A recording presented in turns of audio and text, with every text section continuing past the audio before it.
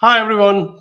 This show, I could not just wait till I click the go live button because this is actually a very special show for me. Today marks exactly 1 year since the industry icon analyst uh, Paul Greenberg handed over the keys to the show to me. So today, I think we'll use this milestone for today's theme, which is the evolution of analyst relations, moving from the corporate backroom to the boardroom today. Uh, the Especially, I love the engagement that I get, whether you're watching this show live or you're watching it later. A lot of people reach out, comment, and also ask questions to the panelists. I think in the past 12 months, if you watch the early episodes, you'll see some of the episodes where like people like Sean Rogers, Sneha Kapoor broke down analyst frameworks. And just recently, I think if you had watched the last show, which was in April, Mary McCowan and Tim Banting challenged companies to strip away the corporate jargon. So today's show will also talk about some of these ideas. I also wanted to give a shout out to Sonia Vargas uh, from Databricks. She was my first guest, along with Vijay Bruce Daly, almost in May 2025. I would shout out to everybody else who's been on this show. Today we have two very special guests. I'm really happy that Erin Singleton, who's Global Head of Industry Analyst Relations at Adobe, will be our first guest.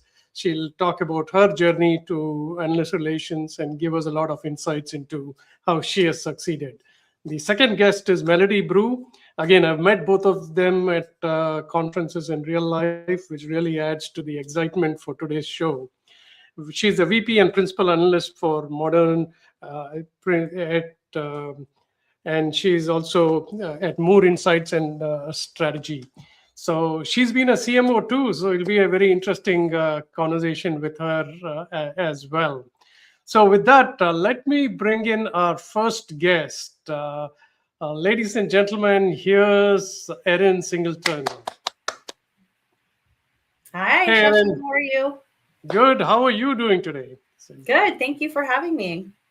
No, it's really been good. I was so happy that I could bring you on the show after having known you for, gosh, maybe a few years, but having heard of you much before. Why don't you go ahead and introduce yourself and talk a little bit about where you're joining us from? Yeah, so Erin Singleton, I head up the analyst relations team for Adobe. I've been working for Adobe about 22 years, which if you had asked me when I was interviewing for the company years ago, if I was going to still be here this many years later, I would have been very surprised. And I live in the San Francisco Bay Area. Very nice. I'm sure it's nice and sunny there, unlike the DC area. And I always forget to introduce myself. So I'm Shashi Belamkonda. My day job is an analyst at the Infotech Research Group. Been in technology for over 20 years, and I live in the Washington DC area.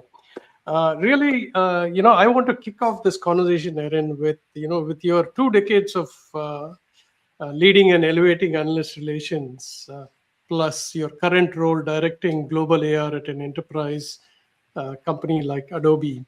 Share a bit more about your journey, like what made you choose this profession, what are some milestones, some early experiences, and how you today manage such a large group and such a large scale at Adobe. Yeah, so like a lot of analyst relations professionals, I actually started in public relations. That's where I got my start, and easily made the transition to AR. Maybe after about 10 or 15 years of doing PR, there's a lot of similarities, which folks watching can relate to. It's a lot of relationship building. I just found it to be so much more,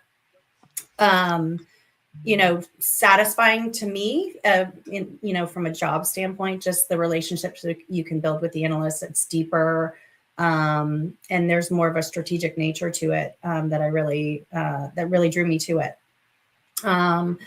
And then, yeah, I've been with Adobe quite a long time, as I said. I took over managing the team about 5 years ago when my former manager retired. And, Adobe's one of those companies where it's just constantly evolving. And so it's never felt stale. It's never felt like the same job. It feels like we're constantly evolving and changing. And, the technologies and the categories that we're in continue to evolve. And it's just been really exciting. Very nice, Erin. And that's like, I would call you an OG because not many people can say that they've been at a company for so long plus in this space. I also believe like good communicators can thrive and survive because of the ability to take a message, like I like to say, from geek to English, right? Right. Yeah, not everybody needs a high technology filled language.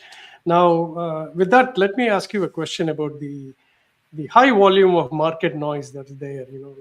Every software company is trying to push out new narratives. How do you think about that? What should a company be doing to ensure that the narrative captures and holds the attention of analysts? I mean, a lot of this is the brass tacks that we all grew up doing, right? In AR, I mean, it's again about building those relationships and making sure that you are, front and center with the analysts that you should care about. And when I say that, I mean, who are the analysts that are influencing the deals? Who are the analysts that are influencing the buyer decisions? So making sure that you're sort of front and center with them. I think with AI, it's interesting because things are evolving pretty quickly, as everyone knows, right? And so I'm finding that there's a need to also make sure we're partnering with our marketing teams around how are we showing up? What's the visibility within these new LLM search engines? And so, what are the analysts' reports? What's the analyst content that's showing up and that's giving you a voice? That's true. And also, like Adobe, obviously global company. I mean, I remember Cold Fusion. I used to work on that product. I used to support that product. I mean, interesting story. Like everybody should be a lifelong learner, and I would say like what has helped me in my career is mainly sometimes going back to college. So I went to the local community college. That's where I learned Cold Fusion and things like that. So that has also helped me in my career while moving to Infotech too. You are a global company. What are some cultural aspects and regional nuances that people should be thinking about when they manage AR across various countries and international markets? Yeah, so I mean, I think when it comes to global, it's basically balancing consistency with flexibility, right? So you absolutely need a clear, consistent core narrative, but how that shows up, in different regions often needs to flex a bit based on local market dynamics or buyer expectations, and even how analysts engage in those regions. I also think listening becomes even more important globally, right? So you can't assume the same approach works everywhere. But I do think it's all grounded in sort of a clear central strategy, but sort of having that local awareness to make it relevant in those different markets. So like we know in Europe right now, regulation is very top of mind. So how are we supporting our regional teams to make sure that there's messaging for the analyst that addresses that? That's true. In previous conversations, like what we heard from analyst relations folks outside of the US is the perception sometimes is analysts in Asia may actually be more like I'm going to use the word consultants, but more like confessionals to say like, hey, what should we be doing? Which probably applies a little bit to the rest of the world as well. But there may be either they don't understand the space very clearly, or they understand the space so much that they constantly interact with influence. So you're right, like it's different, and you need to look at the local nuances. One question that we haven't, yeah, go ahead, Erin. Sorry, I was just going to say, Shashi, I think the other thing too is, and I'm sure you can relate to this, but analysts these days, in the last decade or so, I mean, they're global in nature. So it doesn't really matter in some cases where they're located. They could be in Europe, they could be in APJ, but they have a global remit too. That's true. On that note, what has been an evolution of analyst relations that you've seen even in the past few years, even if we don't go back far enough? And I'll give you an example. Like as a CMO of startups, I didn't understand analyst relations. I would not spend on that in the budget. Retrospectively, I think that was a big mistake. That's also because of two reasons that I think, especially with AI, analyst content gets rated very highly simply because it's neutral, it's well thought out, longer notes and things like that. So, I mean, changes like this that you may have seen, what would you like to share with the audience today? Yeah, I mean, I think, as we talked about in the beginning, a lot of analyst relations, excuse me, is about managing relationships, right? I mean, making sure that you have built a relationship and that the analysts who cover your categories, your spaces, understand your company and understand your differentiators. And that's still important, and that's never going to go away. But I do think that AR is continuing to evolve, and it's becoming more of an influence and intelligence function.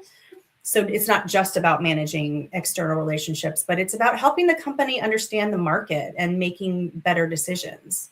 I think also at the same time, and you and I were talking about this earlier, right? The ecosystem is getting more complex, right? So the traditional analyst firms still matter a lot, especially for enterprise decisions, for enterprise buyers, but there's a broader set of voices that are also influencing perception.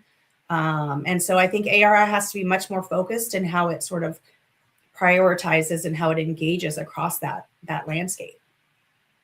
And That's AI true. is a piece of this too, right? I mean, AI is changing everybody's job function. We're being told at Adobe to embrace AI from bottoms up. Everyone's being asked to experiment with AI, use AI, leverage AI. And so that landscape of how are we using AI within our own organization? What are the AI tools that we're offering as a vendor? But then how are the analyst firms using AI? It's all really pushing AR to evolve with it. That's true. I think I'm really surprised at the amount of time it has saved for research versus looking at a lot of papers. That's really true. I mean, if somebody wanted to join this profession today, what advice would you have for them? Why should they join? What's good about this profession? And maybe even a little bit from your end, an opinion to like companies that don't have an AR function too. So there are two parts of this question. What is your opinion? Erin? Yeah, I mean, I think for people earlier in their careers, I'd say AR is a great place to learn how a business really works. Because it sits at the intersection of product, marketing, strategy, and sales. And so, it's not, again, just about managing analyst relationships, but focusing on understanding the market and how your company fits into it. The more you can connect analyst insight to actual decisions in the business, the more valuable that role becomes.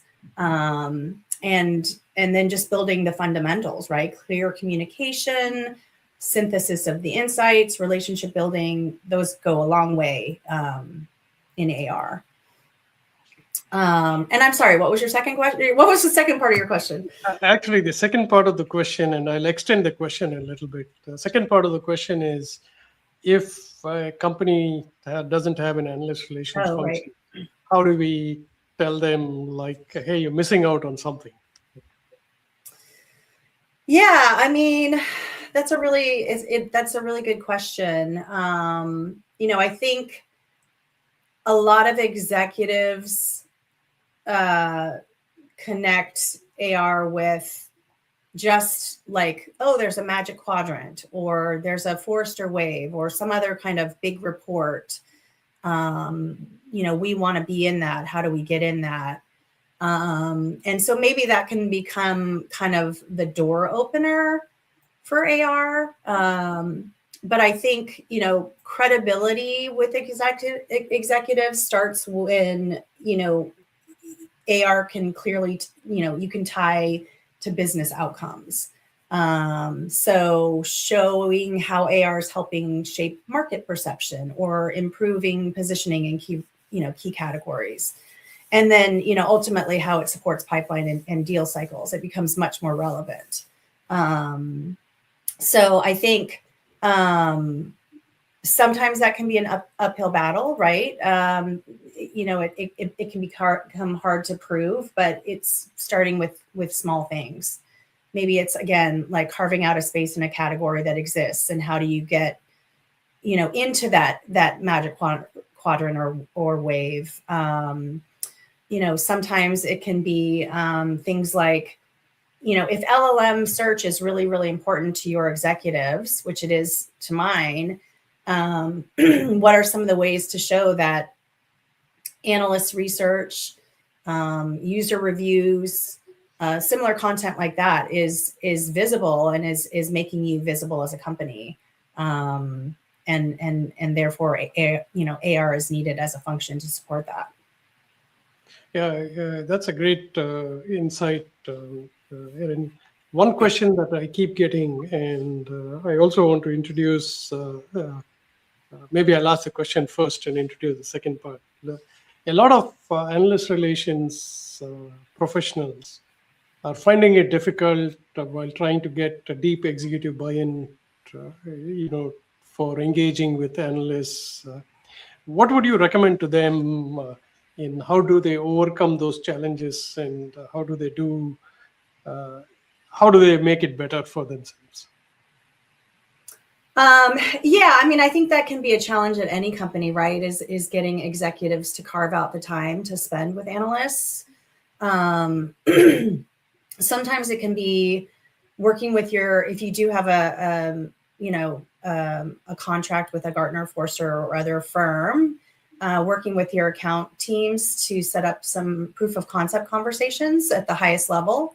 One of the things that I've been pushing my team on is, again, excuse me, we're really good at the relationship building and the category influence, right? Working with those sort of vendor evaluation level of analysts.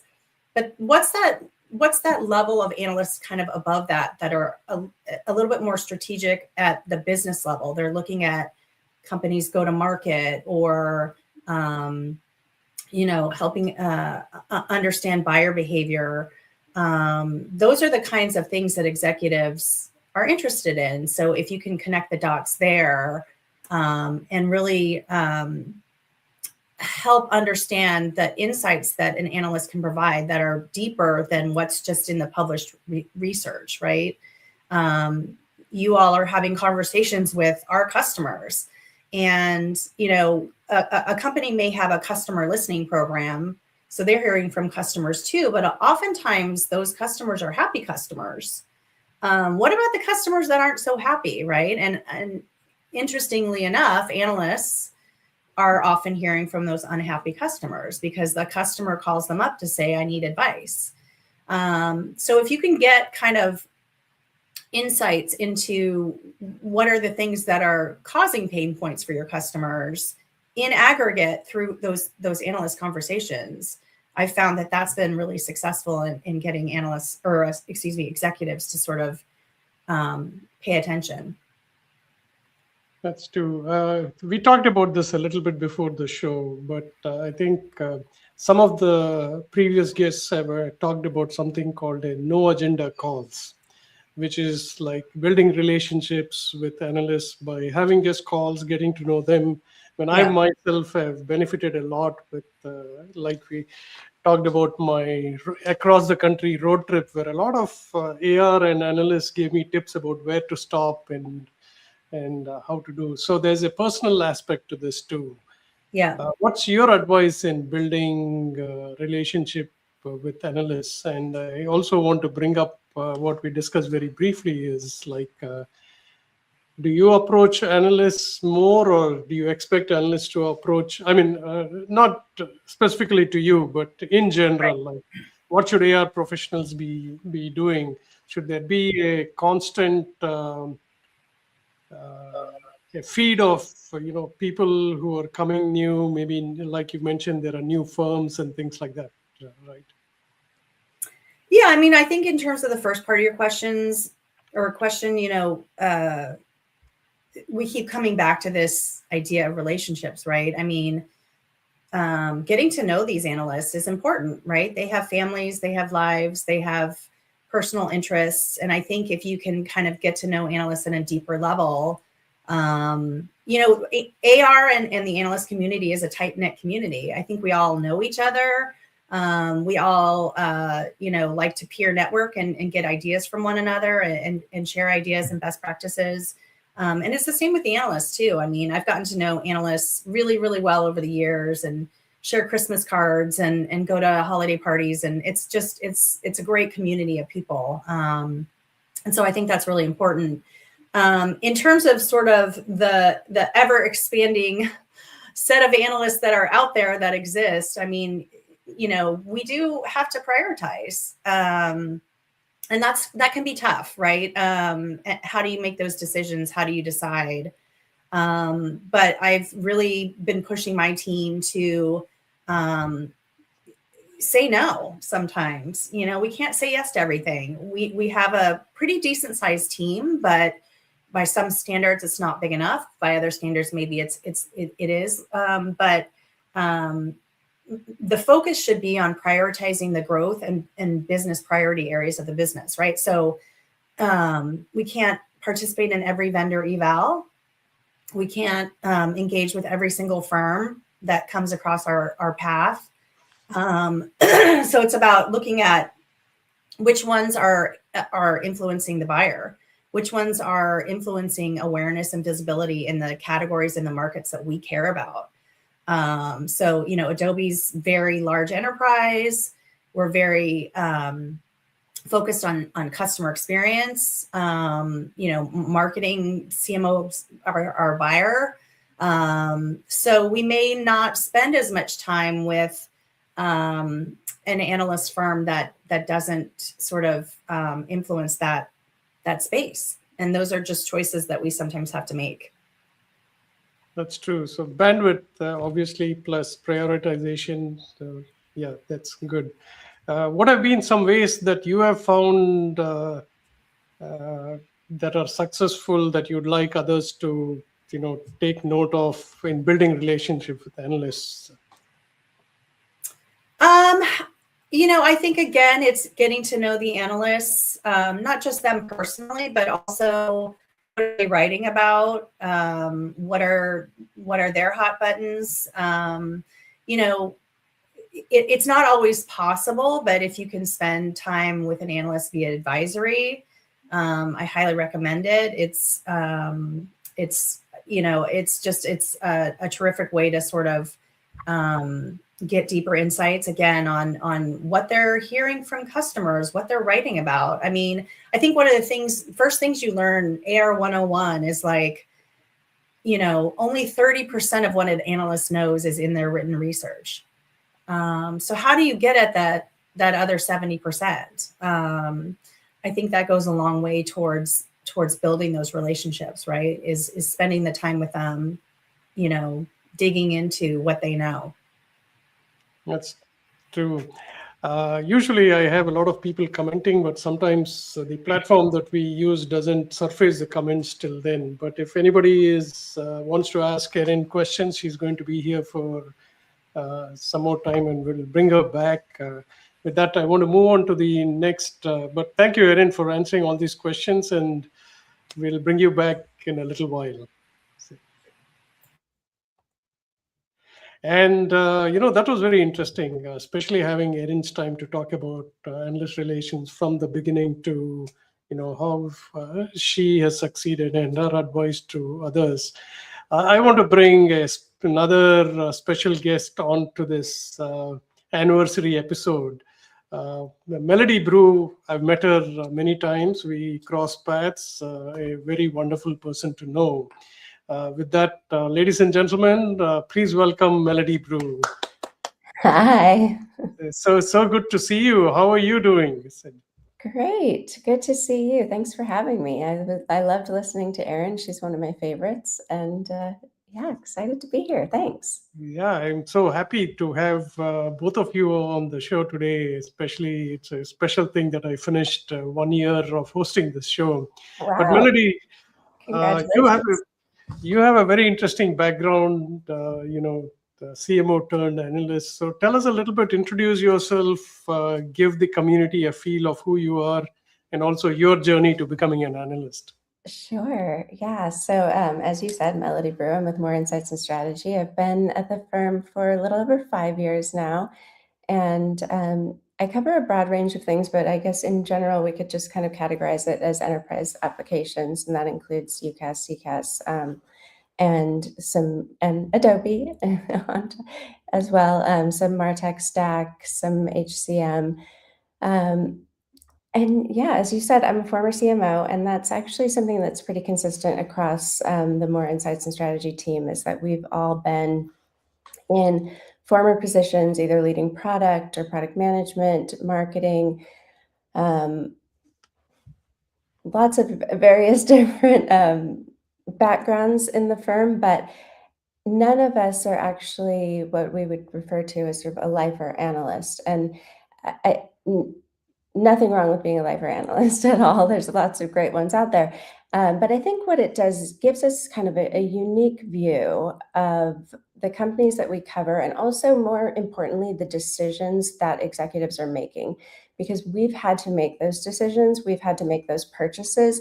We understand the process behind it, and we understand the stakes that it takes, and kind of living with our decisions. And so bringing that lens into this sort of market intelligence umbrella, I think is a bit unique for us as a firm, but certainly has helped shape how I approach things as an analyst, having been a CMO, certainly in terms of the tools that I need to use to be successful, kind of the buying process and what that takes for somebody who actually doesn't always write the checks, but has to convince the person writing the checks. What do they need to know? What's going to make them comfortable?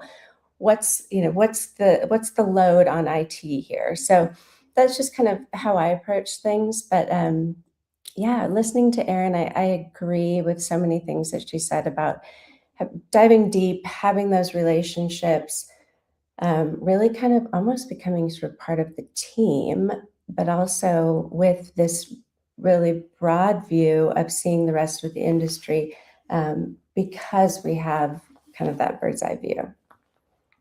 That's true. Oh, that's really great. Give me a little bit, give our audience a little bit of an indication of how you've seen analyst relations evolve over the past few years, or even before that. There have been so many changes. Yeah, I mean, I think there's a couple of things happening that I've noticed. I mean, certainly AI is making things move faster. And so quarterly briefings, or even, once every 6 months to a year briefings, no longer work because things are changing so quickly. So from the analyst perspective, we have to keep up on a lot of things very quickly.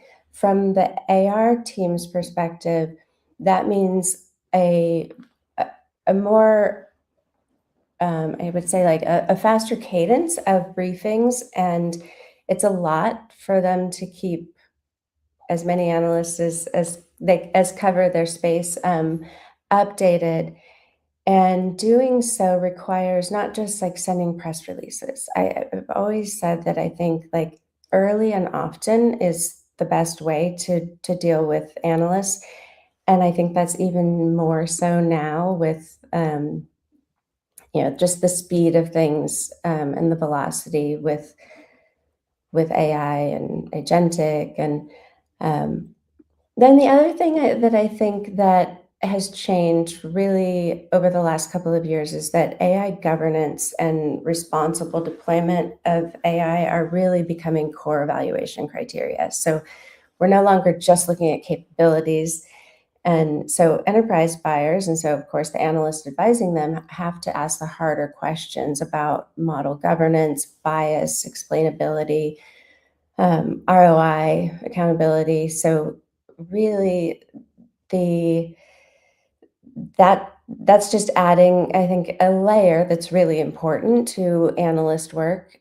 And then I would say that, the rise of independent and boutique analysts is really kind of fragmenting that influence. It used to be the big analyst firms, but now this smaller firms, independent voices, people who are posting on LinkedIn and their own Substacks and whatever, that really, a lot of these analysts have a lot of influence. We might be smaller firms, but we have quite a big megaphone. And so for the AR people, that really means that they need to build a broader, and like Erin was saying, more relationship-centric programs that stay relevant across that full landscape, not just the inquiries from the big firms. Great insights. I think one of the things that I actually thought I'm trying to persuade more companies to do at least a quarterly briefing, but you're absolutely right that quarterly isn't enough anymore, which leads to, a lot of times after a conference, I will talk to, some of the people, and my feedback to them is usually exactly what you just said, like you need to add more people because of bandwidth and how the things have changed. So that's these are really good points. I'm going to steal the points about how the business looks at analysts in a very different way. And sometimes I hear other analysts say like, hey, we want to help the buyers not make the mistakes we made during our career. So Yes. that's another advantage of experience, right? So from an analyst viewpoint, and I think we both exchanged some notes on LinkedIn on this, from the other side of the table, what are some actions that a company can take to establish a productive relationship with analysts? So it has to really be a two-way conversation. And a lot of, I would say one mistake that some analyst relations teams do is they feed information, but they're not asking for feedback. And that feedback part of it is so important, is I think if you look at really good analyst relations, it's not just a single placement or ranking, or it's really about routing that analyst input to their teams, and investing between events. Like you said, you're at events and you talk to people and you get a lot of great information, but there has to be a balance of pre-event. And this is a challenge, I think, for AR teams, is that we want information pre-event, but then you don't want it to be the exact same information. So you have the same information for a pre-briefing than you have for the executive Q&A, and then for the the keynote and the analyst events. So really good teams find a way to give you enough to be prepared for the event, and maybe even do some pre-writing and things, but then give different experiences throughout the event that isn't just a repeat of what was told. So, and I think keeping that relationship alive between those formal touch points is really important. That's true. What about technology? Obviously, I do mean AI, but much more than AI. Like, in your opinion, has that changed the dynamic, or has it made it much better? Is there much better flow of information? What are your thoughts on technology in general, especially in the context of analyst relations and analysts? Yeah, I mean, I've seen it go a couple of ways. There's some like AR Insights that has a really great portal for all of the analysts' materials, but not every vendor uses them. But I love to be able to go there, especially some of the updates that they've made recently, just to be able to search and find the information that I'm looking for, and not have to search through email and find everything. And there's more content easily available.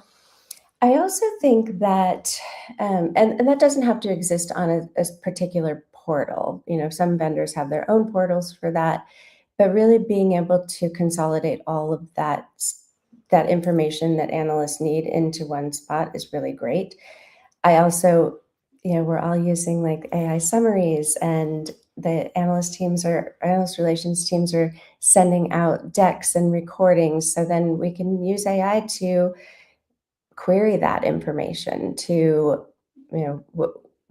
figure out what parts of it we need and what parts of it we can leave, because there's an overload of information. So we really have to be selective about what we're taking in as well. I think that I've seen some really interesting things recently. Vendors sending summaries, not just press releases. I really don't love to just get a press release. First of all, it's not always in the language that I think analysts want to see. It's a little bit more marketing fluff, and but some really good AR teams are turning that into briefs, like what you need to know, why this is important, how you can learn more, who to contact if you want to speak to somebody. Here are some customer references. So I think that the technology around analyst relations it's very similar to what we're using in our regular workflows, but good AR teams are using it really well to make the best use of our time. And that includes things like calendar invites. I don't know if you have this same thing, but if I go to an event that's 2 or 3 days long and I get sent just a PDF of my schedule, that creates a whole lot of work for me. But if I get sent calendar invites for every event or every meeting, one-on-one, keynote, and everything, that really helps like ease that. Now we've built internal tools that we can use to populate our calendars. But if somebody is just on top of that and does it and makes that one trip or that one event even easier, that's really helpful. So I'm sure that they're using lots of other technologies in the ways of like trying to figure out who to brief on what we're covering, how much we've written, all of that. But certainly you can tell that the teams that are leaning into that technology and making sure that we have access to the information that we need when we need it. And that's super helpful. Really great insights, especially the one about keep the information in one place so that you can go and refer to it. Yes. I like the calendar. I mean, it may seem such a small thing, but it's actually a very big thing. I can also see like single person analyst relations teams. I've heard somebody had to do like 40 calendar invites, but I think in today's world, the technology may make it easier, or they can figure out a way to get more support for analyst events and things like that. Yeah. I know, like, not to discourage people or encourage more CMOs to become analysts. I know at least 5 of them. What's your advice to people who want to become a technology analyst? Some of them may have an experience and change careers, and some of them may just want to do it from the beginning. What do you think they should be doing, or how should they think about this career? I think anybody who has a really deep experience in one particular domain, if you're smart enough and interested enough and kind of agile enough to to stay with the times on how quickly things are moving right now, I would say pick a market category. So if that's AI in the enterprise or UC or customer experience platforms, whatever it is, you really have to genuinely understand the buyer, the vendor landscape, the technology architecture, the business economics. And so that depth is what will make you credible and valuable both to vendors and to buyers. Now, that doesn't mean you have to stick with that one category. I mean, I started as an analyst covering fintech and very quickly broadened that. This was sort of right in the beginning, mid-pandemic. And we noticed some parallels that were happening in fintech that were happening in communication and collaboration platforms. So quickly during the pandemic, both financial services and collaboration platforms had to scale up very quickly. Now, then they had to sort of go fill out that roadmap horizontally because they scaled so quickly. And so just finding those alignments of like actually those two things that you wouldn't necessarily put together actually have a lot of synergies, and those learnings can be transferred from one to the other. Same thing with enterprise applications. The specific use cases might be different, but once you understand the platform, the architecture, and the way that these technologies are being implemented and used, you can grow that. So I think really picking a lane, we call them swim lanes here, picking a lane and really going deep and becoming really an expert in that. And that, like I said, that means understanding the buyer, understanding the vendor, understanding the technology, the architecture, the platform. That's really, that would be my suggestion on where to start, but certainly does not limit you to that one swim lane. Once, especially now that we're seeing, I don't know if you're seeing this, but certainly for us, what we've seen is that we used to have one person that covered AI. Now that's impossible. We still have somebody who covers like AI architecture, but if you look across any one of our swim lanes, we all have to understand AI. We all are so deeply embedded in the ever-changing world of AI. I'm seeing the same thing now with security. We used to have somebody who specifically covered security, and I think there's an argument to be made for somebody who covers security vendors. But just like governance and risk and what we were talking about, what I mentioned earlier, we all have to understand that, and we all have to be asking those questions and figuring out where that fits into all of our coverage areas. So if you start in one particular thing, you'll find that it may become broad quite quickly.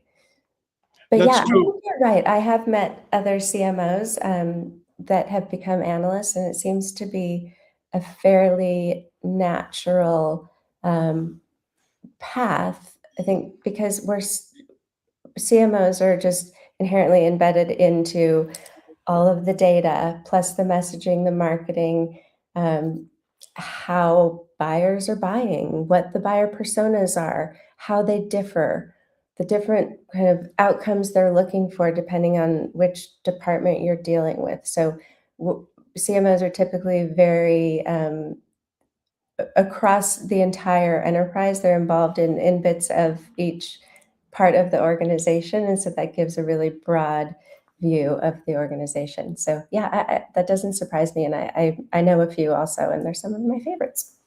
That's true. No, these are great thoughts. But hold the thought on categories. I have my own opinion, but I'd like to bring Erin back and we can have a discussion among friends, I think. Yay. So, welcome back, Erin. Thank One you. thing. Mel and I did not coordinate on outfits today, by the way. I know, funny. We do match, so good. Hi, Mel. Maybe I would have also worn something of the same color. I know, we should have told you, Sashi. Sorry. That's true. Mel brought something up that's so important today. Categories are kind of disappearing, I think, if that's what I took from what Mel said. And analysts have to know adjacent subjects. At the same coin, companies also can't stick to one category, because if they are in security, they are also doing observability and they're doing something more. I mean, yeah, like Adobe could be so much more, and it probably is. But without just talking about the companies we work for, how do you think both analyst relations should handle this categoryless world? And you go first, Erin, and then Mel can react to what you say. Like we said, Dreamweaver used to be one category, Cold Fusion used to be another category. But today, like it's customer experience, it's journey orchestration. So as companies change, technology changes, categories will change. What's your opinion? Yeah, I mean, I see both sides of that, right? I mean, we participate in quite a few category specific research every year, but we are seeing within those that the definitions are broadening, right? And to Mel's point, every analyst we engage with is interested in that category technology, but how does AI impact that? How does security and governance impact that?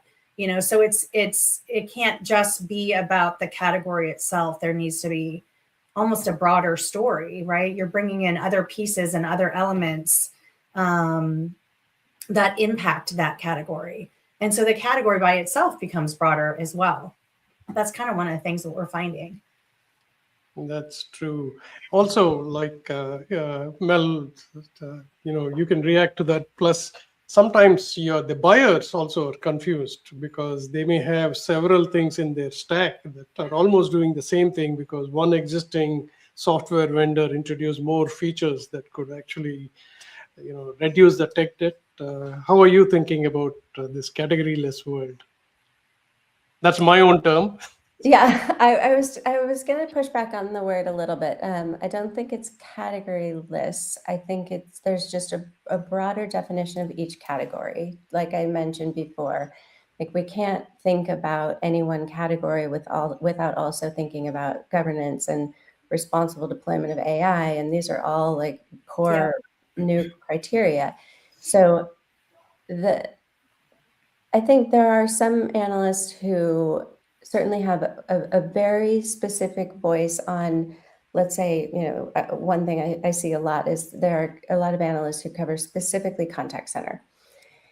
So I wouldn't say that it's categoryless, but those contact center focused analysts now have to also have broad knowledge of AI. They have to have broad knowledge of conversational AI and customer experience. And so I wouldn't say there's no category, but the lines are blurring a little bit. And so I think, have your core competencies, but understand the entire ecosystem around you so that you can really inform both buyers and vendors what that full picture looks like, instead of having like, this is my little corner of the room. I need to know what's going on in the entire building, right? That's true. I also introduced the term turf blur. All these are on my own blog posts. It's both categoryless and turf blur is for companies moving. These are great points. And in the time that we have, maybe I can ask both of you a question from either side of the table. Like this is more helpful. So, Mel, what are some things that a company can do to have a productive relationship with you? Early and often. That's my what I like to see is come to me before something launches. Let's look at roadmaps together.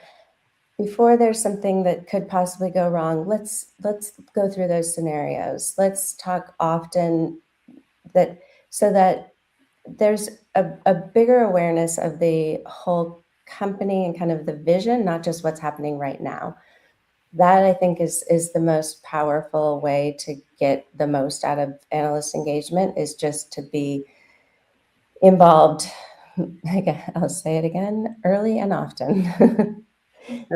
That's one. What about the other two? I'm just kidding. That's good. I think there's several in that. Erin, what can analysts do better to have a relationship or engagement with AR folks? I mean, one thing I was just going to add to what Mel was saying, because I agree 100% with that. I mean, we like to say you're bringing the analyst on the journey along with you. So instead of them just being a final, like, we're presenting to you, it's engaging at the earliest stages, getting that feedback, making sure there's that two-way dialogue and bringing them along the journey with you. I think it goes a really, really long way to helping them understand the strategy and what's driving either a new product or a new go-to-market, et cetera, from your company. I think for analysts, they're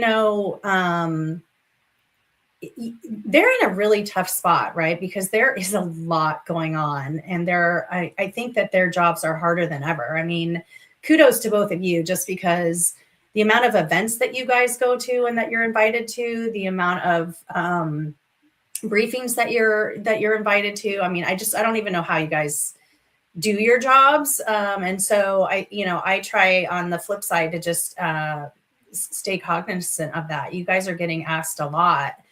And so, even though it may sound like a bad strategy, repetition actually, I think, helps a lot too. Because you guys are getting so much noise and there's just so much coming at you that we have to do a really good job of, and this is part of the going along the journey with you, but like sometimes it means repetition. Like, here's where we're going to go. Here's where we're at. Here's where we told you we were going to go. Here's the momentum and the things that, that happen as a result. There's a lot of connecting the dots along that journey and repeating the narrative, just so it helps you guys stay sort of connected as well. That's true. Melody, any comments on that? Yeah, I think that's great. And when you can back that up too with like, here's what we said we were going to do, here's what we did, and here are the outcomes. Like I said earlier, here's some customers you can talk to. Here's the ROI that was delivered on that. Like, what do they say? Like, say what you're going to say, then say it, and then say what you just said. I mean, it may sound repetitive, but it's actually really just enforcing, like, this is what we said. And maybe sometimes this is what we said we were going to do, and we pivoted, and we did this, and here's why. And oftentimes it's like, hey, we listen to feedback. And so for an analyst to hear that feedback, whether it came from the analyst community or it came from your customers, I love hearing stories like that. Like, this was something that came out of our customers asking for something. And well, the conversation that you and I had, right? Like, you helped us understand that we needed to make a pivot, and we made that pivot. So making sure that the AR team circles back with the analysts to say, hey, your feedback was so instrumental and it helped us achieve XYZ. Like, I think some AR teams don't do a good job of closing that loop. Yeah, I think it's great to say where you've been and how you got there, and changes if necessary. And that really helps to understand the whole picture. But also, I think it's a really good indication of how the executives at the company are taking feedback and responding to it. I think that was actually one of the first, at my first Adobe Summit, I asked you, and I think, Blake, do you guys train on feedback? Because all the executives were so good at hearing feedback, even if it wasn't, it's not all positive feedback, right? This has to be a two-way street. And sometimes you're going to say, like, that's not going to land, or that doesn't make a whole lot of sense, or, why isn't this better? Right. But being able to receive that feedback and showing, like, we were able to make this pivot. It wasn't just, this is my vision and we're marching forward regardless of what we hear. And that's from customers and from analysts. I appreciate seeing that. Yeah. A lot of good takeaways from this. I mean, I just want to repeat what you both said. One is early and often. Number two is keep repeating the information. And I'll tell you my own, when you write so much, you almost don't remember what you wrote 6 months ago. So it's always better to say, like, hey, here's where we were. Now, this was really fantastic. I have a personal request. When somebody publishes something, do you expect them to send it to you, or do you just get an alert and say, like, okay, great, an analyst has written about us? What is the best way to let the AR team know that you published something? This is to both of you. I mean, you're really, really good, Shashi, about sharing when you've published something, and it is super, super helpful. But I don't think all analysts do that. We do have mechanisms to sort of make sure we're seeing the things that are published by the analysts we work with. But sometimes we miss stuff. It's, it just depends. So it is helpful. Yeah, thank you. Mel, any tips on that? I don't have tips on that, but I sort of have the same question, because I usually, if I publish something major, I will share it, typically, like publish something on Forbes or on the Moor Insights Strategy page. Yeah. But sometimes, just a social post or a small brief, like in our weekly newsletter, I won't send that. And I also don't typically tag the AR team unless they're like in a picture with me. And then, I might tag you then. Yeah.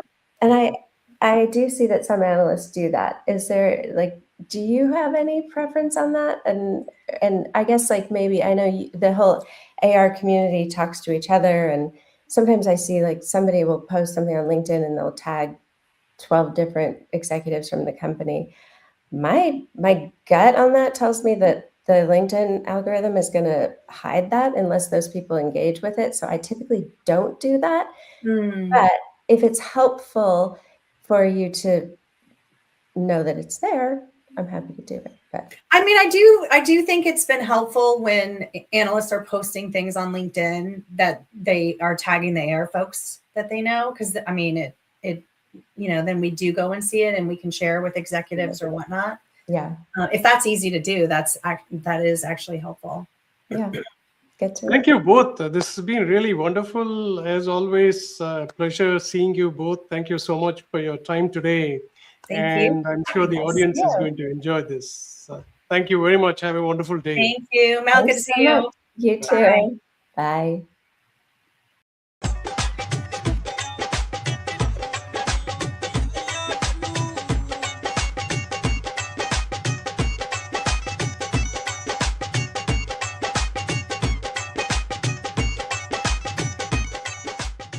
This has been a Players Productions Network digital broadcast.